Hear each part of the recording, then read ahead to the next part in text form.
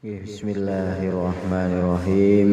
Allahumma salli wa sallim ala sayyidina wa maulana Muhammadin wa ala alihi wa sahbihi ajma'in. Amma ba'd. Alhamdulillah, kemarin sudah kita bahas mengenai sholat gerhana, baik gerhana matahari, gerhana bulan beserta cara-caranya. Kemarin cara sholat gerhana ada 3 macam. Yang pertama 2 rakaat seperti sholat biasa. Yang kedua 2 rakaat dan setiap rakaat 2 kali Fatihah, 2 kali ruku dengan bacaan yang sedengan. Ruku dan sujudnya juga sedengan. Yang paling sempurna yang ketiga 2 rakaat, setiap rakaat 2 kali Fatihah, 2 kali ruku dengan memanjangkan bacaan surat setelah Al-Fatihah dan memanjangkan ruku dan sujudnya. Inilah cara sholat gerhana, baik gerhana matahari atau bulan. Untuk gerhana matahari bacaannya dengan pelan, gerhana bulan bacaannya dengan keras. Kemudian kemarin juga membahas sholat istisqa, sholat minta hujan tatkala terjadi kemarau panjang, maka ada syariat yang menyunahkan untuk sholat istisqa, sholat minta hujan. Caranya bagi imam untuk memerintahkan masyarakat makmur-makmurnya untuk berpuasa terlebih dahulu 3 hari sebelum pelaksanaan sholat istisqa. Kemudian pas hari keempat baru dilaksanakan sholat istisqa, itu pun dalam keadaan puasa. Kemudian disunahkan khutbah sebagaimana khutbah hari raya, cuman takbir dalam khutbah diganti dengan istighfar. Sehingga khutbah pertama istighfar berapa kali? 9 kali. Khutbah kedua istighfar 7 kali. Kemudian tengah-tengah khutbah khotib untuk memindah selendang atau serbannya, kanan jadi kiri, kiri jadi kanan, atas jadi bawah, bawah jadi atas. Itu kemarin sudah dipraktekkan. Kemudian untuk memerintahkan banyak sedekah, kemudian keluar dari kedzaliman, yang satru untuk akur dan sebagainya. Sekarang pembahasan baru mengenai tata cara sholat khauf, sholat dalam keadaan kekhawatiran yang sangat. Dan ini umumnya terjadi ketika dalam kondisi peperangan.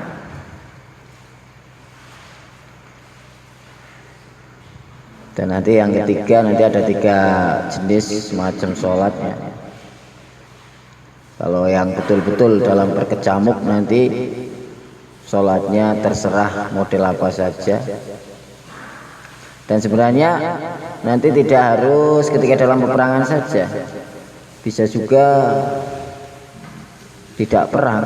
Di antaranya dikejar-kejar penagih hutang yang memang tidak mampu bayar. Kemudian waktu sholat sudah tiba, akhirnya sambil lari. Kalau nggak sholat nanti waktunya habis, sholatnya sambil lari. Tapi zaman sekarang ya zaman dulu. Oke, kita tengok dulu halaman berapa berarti? 193. Halaman 193 mengenai tata cara sholat khauf. Bismillahirrahmanirrahim. Faslun fi kaifiyati sholatil khauf. Wa innama afradaha al-musannif an ghairiha minas sholawat bitarjamatin li'annahu yuhtamalu fi iqamatil fardhi fil khauf ma la yuhtamalu fi ghairihi. Jadi di sini sholat khauf disendirikan karena ada hal-hal yang dimaafkan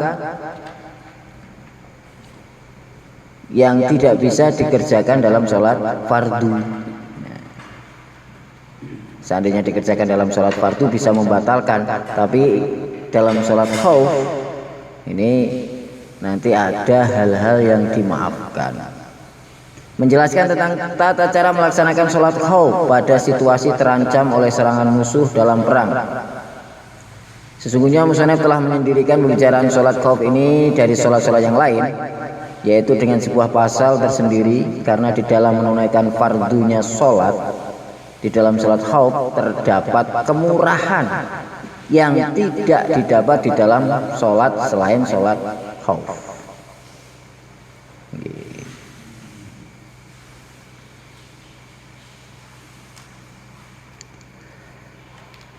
Nah, ini kita keterangan dipisahkannya masalah sholat ini dijadikan bab tersendiri dari sholat-sholat yang lain, karena dalam masalah ini banyak hal-hal yang ditolerir dalam masalah ini, yang mana hal-hal tersebut tidak ditolerir. Toleransi itu. Tolerir. Benar gitu, tolerir. Ditolerir. Tidak dimaafkan dalam sholat yang lain. Misalnya memperpanjang rukun yang semestinya pendek. Dalam sholat itu ada rukun yang pendek, ada rukun panjang. Kalau rukun pendek dipanjangkan sampai seukuran melebihi rukun panjang, nanti menjadikan sholatnya batal. Aslinya seperti itu. Seperti i'tidal, bangun setelah ruku, namanya i'tidal, itu termasuk rukun pendek, sehingga di situ tidak boleh lama-lama sampai melebihi batas ukuran membaca Al-Fatihah. Ya. Ini kalau dalam kondisi sholat biasa, sehingga kalau setelah bangun dari ruku itu i'tidalnya itu nggak boleh lama-lama. Ini pokoknya saya mau jos, setiap semuanya saya perpanjang semua. Ini malah batal nanti sholatnya malah. I'tidal termasuk rukun yang pendek secara asli. Lah, untuk dalam sholat khauf, karena ini sholat dalam berkecamuk perang, mungkin ketika i'tidal sambil nyabet-nyabet pedang akhirnya agak lama. Nah, ini maka tidak masalah, karena ini juga pernah dijalankan ketika di Asfahan, ini nama tempat perang. Pernah baginda Nabi sholat di Asfahan, i'tidalnya enggak dang-dang ruku, sewi i'tidalnya, karena sambil perang soalnya ini. Rukuknya nunggu, sujudnya nunggu kondisi memungkinkan, sehingga selagi belum memungkinkan masih dalam keadaan i'tidal terus. Yang aslinya seharusnya kalau dalam sholat biasa bisa membatalkan sholat, karena itu termasuk rukun pendek. Kemudian yang kedua terjadinya ketika diserasian gerak yang sangat mencolok antara imam dan kelompok kedua pada saat sholat Dhatir Riqah. Ini juga nama peperangan juga. Secara asli kalau berjamaah itu kan makmum tidak boleh bertentangan dengan imam dalam hal-hal yang sangat mencolok, terutama gerakan-gerakan. Tidak boleh melebihi tempatnya, tidak boleh melebihi imam, kemudian tidak boleh mendahului imam dari segi gerakan, kecuali kalau bacaan itu kan tidak mencolok, nggak kelihatan. Nah, ini kalau dalam sholat-sholat selain sholat khauf, kalau sampai mencolok maka nanti bisa batal sholatnya. Tapi kalau dalam sholat Sidatul Khauf, ini walaupun makmumnya itu niatnya jamaah, tapi sholatnya sambil perang loh, namanya sambil perang. Iki pedang berselewaran di depan mata. Zaman dulu, kalau sekarang mungkin peluru di lewat depan mata, sur. Perang zaman sekarang. Iya. Kalau perang jarak jauh mungkin bisa, kecuali saling bom-boman. Tapi kalau kita tengok, kalau baku tembak terjadi itu kan mau betul-betul sholat secara sempurna itu kelihatannya ya dalam hati mesti akan terjadi. Makanya itu bisa juga dilakukan kalau sudah terjadi baku tembak sampai jam-jaman wes nggak memungkinkan untuk konsentrasi secara utuh, ya sholat apa adanya sambil nembak, sambil wes tiarap, sambil. Dan ini menunjukkan, bab ini menunjukkan sangat pentingnya menjalankan sholat, sehingga dalam kondisi yang mengkhawatirkan bahkan taruhan nyawa pun masih tetap diwajibkan sholat, sehingga gak ada istilah wes gak usah sholat aja, gak ada, cuman dikasih kemurahan-kemurahan cara, tapi tetap wajib sholat, cuman caranya berbeda dengan yang dalam kondisi normal. Tapi mananya tetap wajib sholat itu berarti kan sangat pentingnya sholat, walaupun pedang berselewaran di depan mata itu tetap diwajibkan sholat, apalagi dalam keadaan aman sentosa, nggak ada perang, nggak ada apa, malah ikut tenang tidur manis, malah nggak sholat kayak gitu. Wong sing pedang di depan mata aja tetap wajib sholat, sehingga tidak ada alasan, sesibuk apapun itu tidak ada alasan untuk meninggalkan sholat, intinya seperti itu.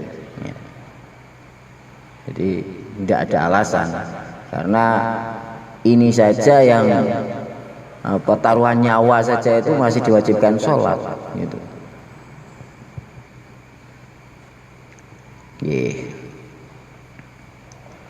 Kemudian diantaranya timbul banyak gerakan karena pertempuran.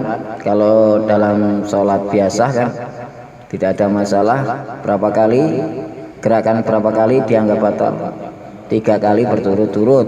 Nah, kalau dalam sholat khauf itu tidak terpakai, sehingga mau gerak berapa kali saja nggak masalah, orang namanya perang. Kemudian yang keempat, tidak menghadap kiblat. Dulu dalam syarat-syarat sholat, termasuk syaratnya sholat harus menghadap kiblat. Bahkan tengah-tengah sholat kok terjadi berpaling dari kiblat, itu pun bisa batal sholatnya. Nah, tapi untuk sholat Sidatul Khauf ini tidak harus menghadap kiblat, wes pokoknya sebisanya, bukan semaunya loh, sebisa. Antara semaunya dengan sebisanya lain, kadang-kadang semaunya. Yang keenam, posisi makmum lebih maju dari imam, ya, seperti tadi. Cara asli kan imam di depan, makmum di belakang.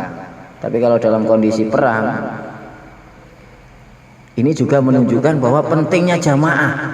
Dalam perang yang kocar-kacir seperti itu aja itu masih dianjurkan untuk jamaah, sehingga harus ada imam dan makmum. Piye imamnya kasih kowe imam yo aku makmum wis, Allahu Akbar wis, sambil perang wis. Mbuh makmume jujuk ning ngarepe imam apa ning, menunjukkan bahwa jamaah juga termasuk sangat penting, sehingga dalam kondisi ini aja masih tetap ada pembahasan jamaah.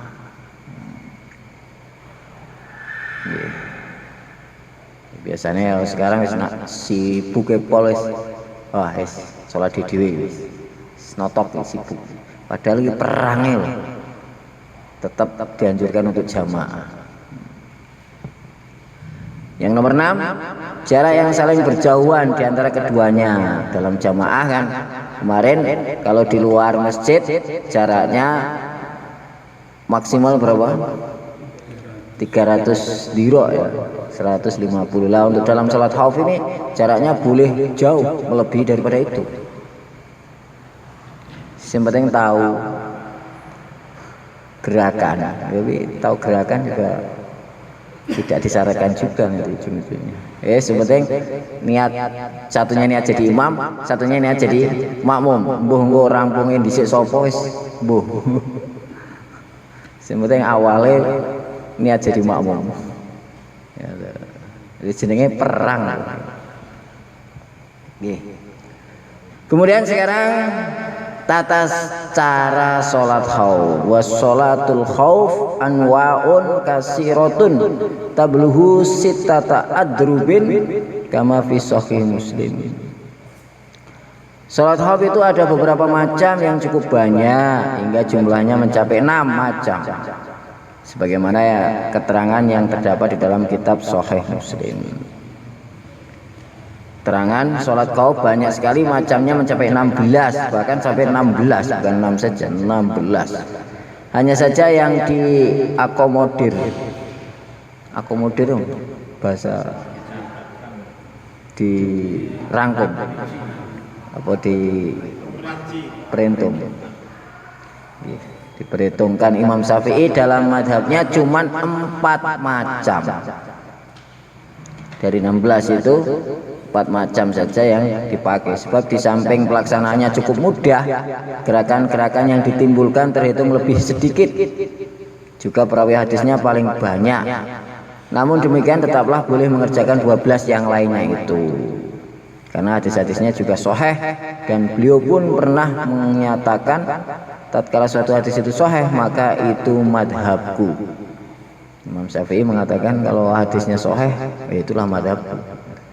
Walaupun beliau juga terkadang memakai hadis-hadis yang tidak sahih juga.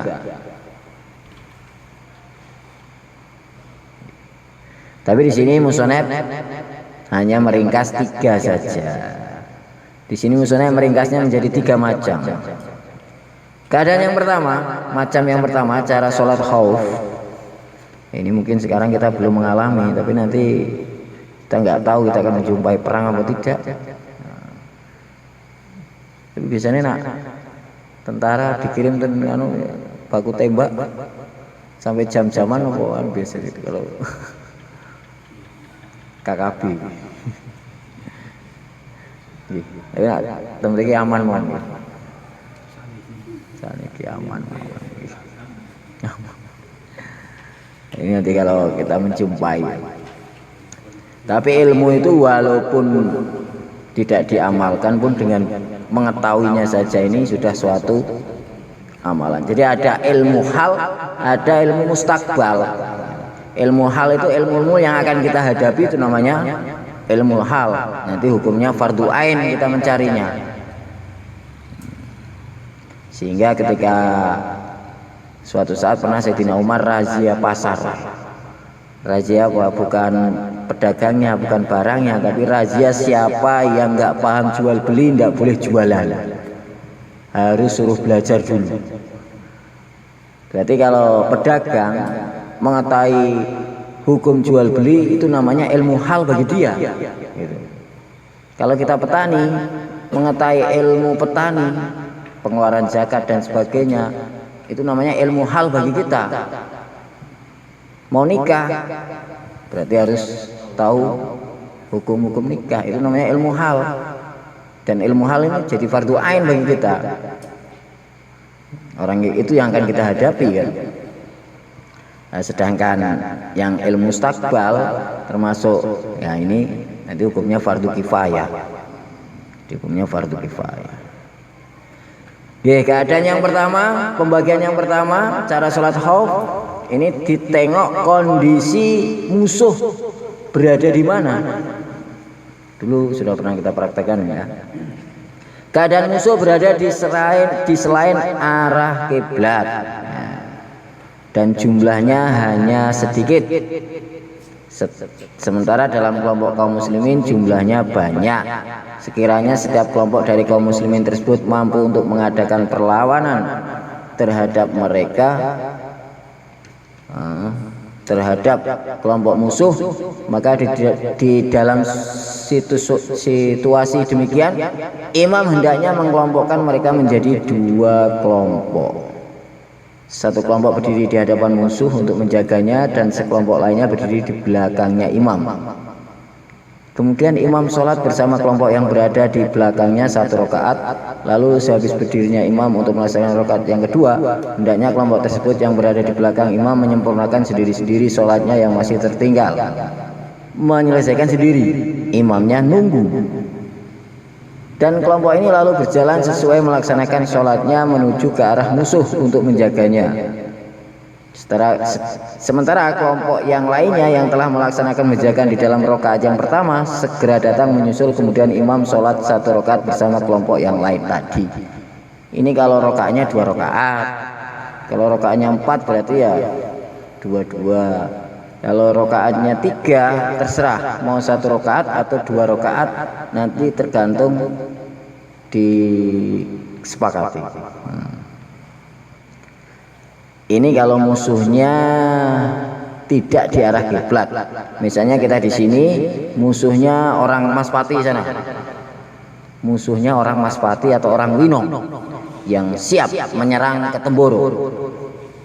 Maka bagi orang-orang Temboro akan diserang oleh orang Maspati atau Winong. Ya, ketika sholat maka hendaknya makmumnya dibagi 2. Sebagian ikut jamaah, sebagian menjaga khirasah, menghadap ke arah musuh sana. Dikhawatirkan tahu-tahu pas sholat tiba-tiba diserang. Ini bukan masalah keyakinan, ini masalah praktek ilmu. Nanti wes yakin insyaallah sholat semua nanti aman, Allah yang jaga. Bukan itu. Ini masalah praktek. Keyakinan tetap seperti itu, semua dari Allah. Kalau kita sholat masih Allah akan jaga. Tapi praktek secara ilmu tetap dibagi 2 gitu. Jangan terus wes sholat biarkan saja, musuh membunuh dari belakang yusben sahid berarti. Enggak seperti itu. Tetap hati-hati, itu juga la dororo wala dirar. Kita jangan membahayakan diri kita sendiri, sehingga di sini dipakai aturan-aturan tetap untuk menjaga dari musuh-musuh kita. Jadi cara yang pertama, kalau ini posisi musuh di selain arah kiblat, di sana Maspati atau di Winong sana yang akan nyerang ke Temboro, maka nanti yang di Temboro ketika sholat jamaah, sholatnya pun nggak sendiri-sendiri. Maknanya pentingnya jamaah. Dalam kondisi genting akan diserang pun tetap jamaah, disuruh jamaah, nggak ada sendiri-sendiri. Bahkan tadi berkecamuknya perang pun tetap jamaah juga. Jadi istilahnya walaupun keadaan darurat pun jamaah tetap dianjurkan. Apalagi nggak ada apa-apa, nggak ada apa-apa, sholat dewe.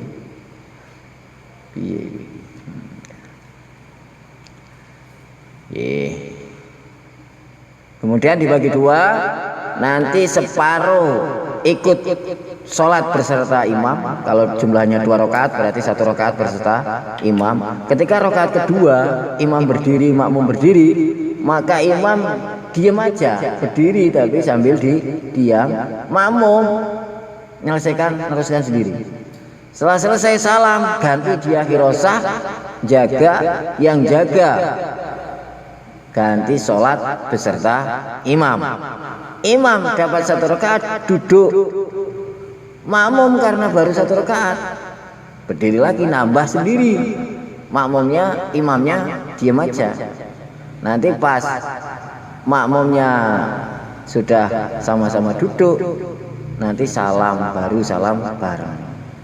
Berarti sing paling dawa ya imame. Ya. Praktek. Berarti berapa orang? 5 orang. 5 orang praktek. 1 imam, 2 khirasah, 2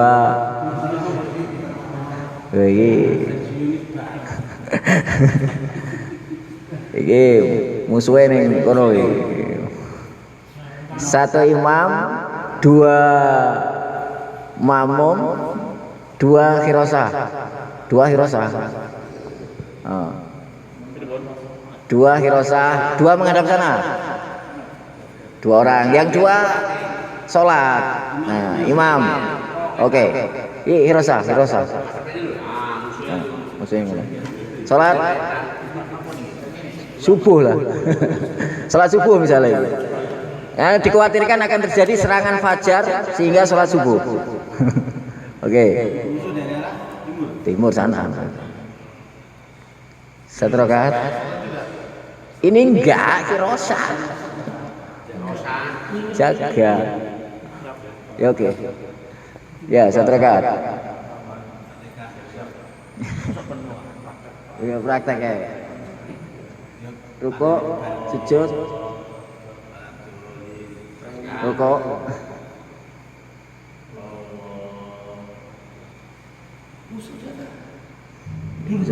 Musuh datang ini yang anu nanti. Nanti kalau ini enggak memungkinkan bubar ya. Nanti jadinya sholat Siddatul Khauf. Yang penting sholat. Itu. Tidak membatalkan sholat. Meneruskan masing-masing. Meneruskan tapi Masing-masing. Iya. Iya. Iya kan? Kalau suatu gini ada musuh tenang bener, berarti iya. Kalau yang ini cukup, ini. Kalau ini nggak cukup, ini buyar tapi dalam kondisi meneruskan tapi sebisanya. Makmum lanjut. Selesaikan. Imam tunggu. Di dalam kondisi yang dia aman, posisinya aman. Mungkin dia di belakang, karena kan? Ya kalau diserang dibom. Pura-puranya dari timur aja. Imamnya masuk kok nih. Imamnya nunggu ya. Berdiri nunggu. Oh, begini. Salam. Sama itu ganteng dan krungu. Imamnya. Iya tak? Ah, ganti. Hirosa. Aja.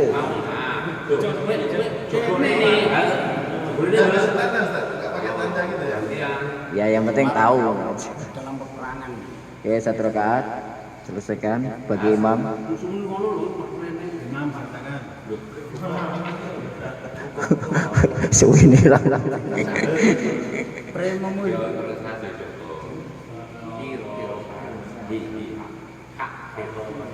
Amin.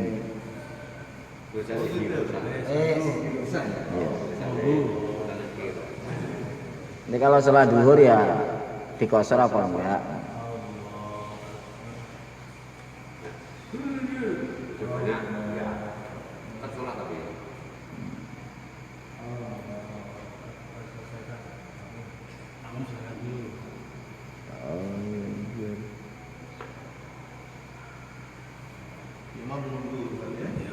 Nanti kalau kita jadi komando pasukan, sholatnya tetap diatur.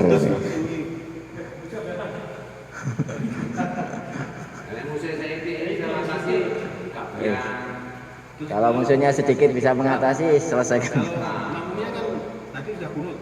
Yang kedua kunut ya? Kunut lagi. Tidak kunut tadi. Tadi ikut imam. Gue ini gak kunut.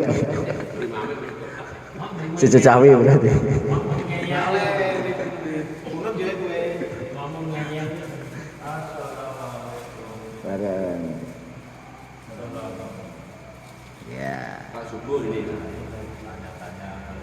G.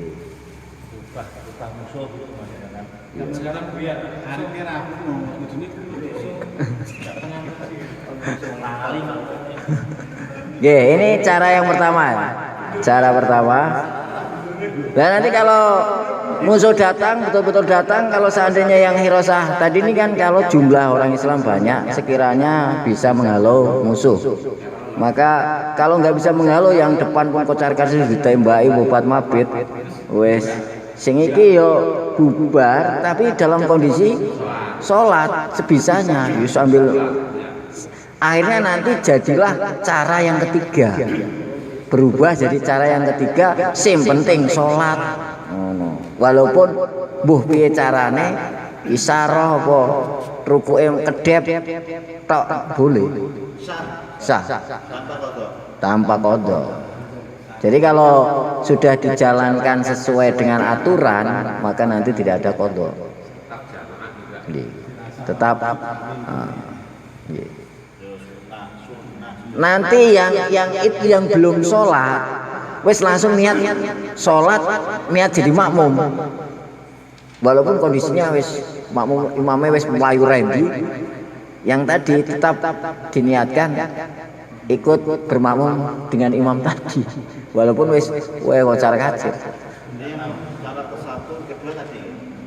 Ini cara yang ke-1. Yang kedua, kalau musuh di arah kiblat. Ah, sekarang yang kedua lagi. Yang mana satu lagi? Kalau sekarang musuhnya di Taji sana, siap menyerang. Nah, sekarang musuh dari arah kiblat. Wah, kayak wes kocar kacir dewe. Wah, ini Makmur nggak contoh nek kali badan.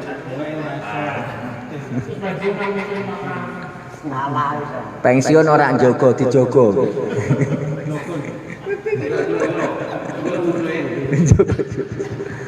Kalau musuhnya di arah kiblat, semuanya ikut sholat.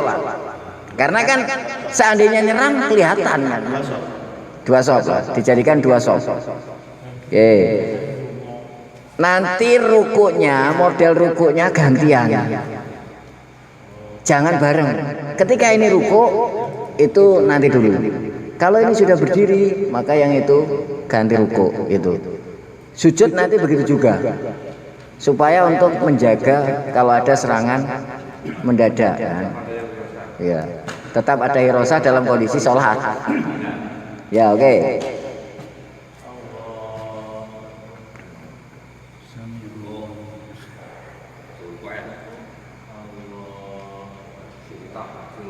Oke.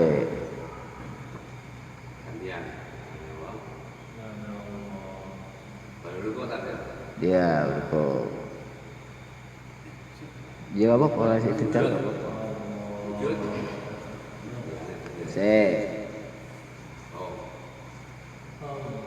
Ya, sujud.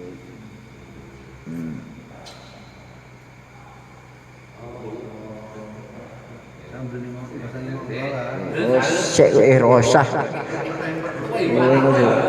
Tembak kau. Ya. Ya begitu. Ya, yes. Lihat sujud, lihat ke arah kiblat.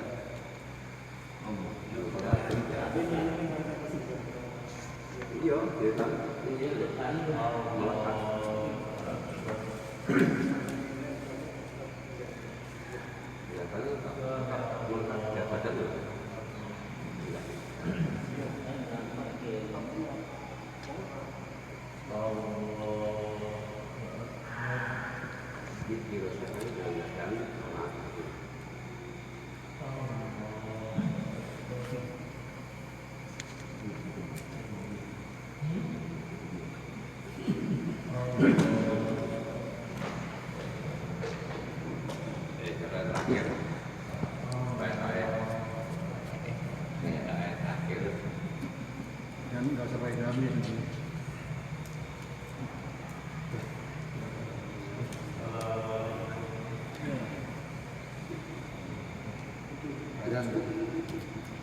Ya, ini cara yang kedua. Dan ini semua pernah dikerjakan oleh baginda Nabi dengan sahabatnya. Ya, cara yang pertama tadi pernah dikerjakan di Datur Riqaq namanya, di suatu tempat Datur Riqaq. Kemudian cara yang kedua ini pernah dikerjakan di sini di Aswan.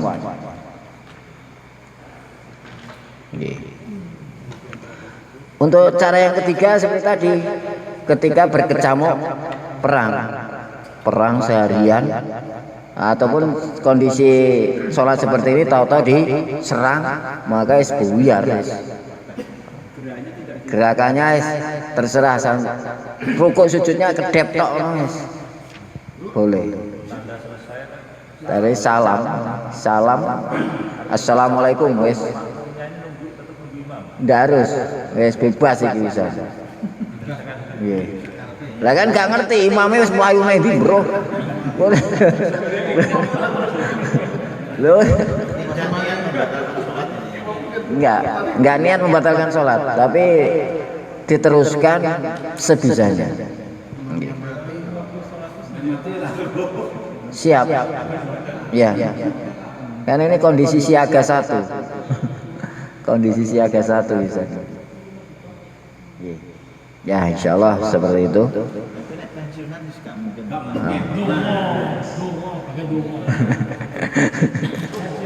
Ya guna.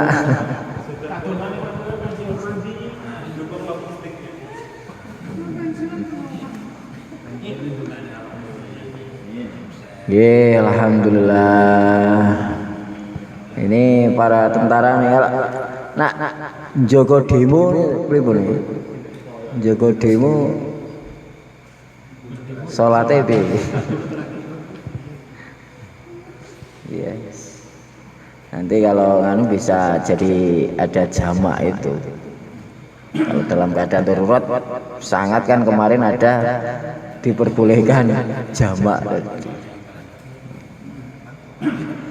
Nggih, insyaallah hari ini cukup dulu nggih. Nanti ada nganu ini. Ada acara juga jam. Oke, semoga Allah Subhanahu wa taala terima. Kita teruskan nanti Jumat. Semoga barokah ilmu kita fid dini wa dunya wal akhirah, jadikan asbab hidayah ala hadiniyah wa kulinatin sholihah. Al-Fatihah.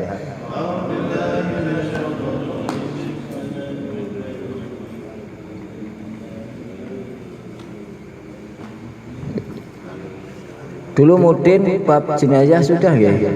Nah, ini nanti kita akan besok berarti ini bab jenazah ini. Subhanallah, subhanallah, sadalillah, astaghfirullah wa atubu ilaik. Assalamualaikum warahmatullahi wabarakatuh.